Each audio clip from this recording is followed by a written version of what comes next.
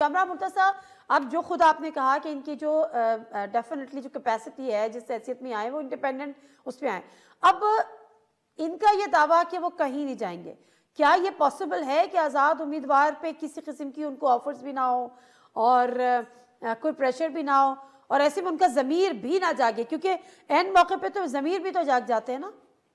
हाँ, उनका मैं वो साकिब निसार वाली जजमेंट का मैं खुद अफेक्टिव हूँ। मैं उसमें जो है ना वो हाँ, उस वक्त हम अनअपोज हो रहे थे, तो वो उसमें जो वो एक कैंडिडेट जब उनको आज़ाद कर दिया, वो एक जगह से उन्होंने जंप किया दूसरी जगह चले गए और उस वक्त की जो किंग्स पार्टी थी उसमें चले गए।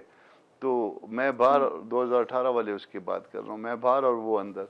तो ये असल में मसला ये होता है कि जब आदमी इलेक्शन लड़ रहा होता है और स्पेशली जनरल इलेक्शन लड़ रहा होता है, तो उस वक्त ये समझता है कि मैं यहाँ पे भी जो है ना वही वाली तकरीर कर रहा हूँ जो जलसे वाली है ना। तो शोएब शहीन मेरा भाई है तो मगर ये जलसा नहीं है, ये लोगों को आप भी जानते हो, लोगों को हम भी जानते हैं। कितने लोग आपके साथ चलेंगे ये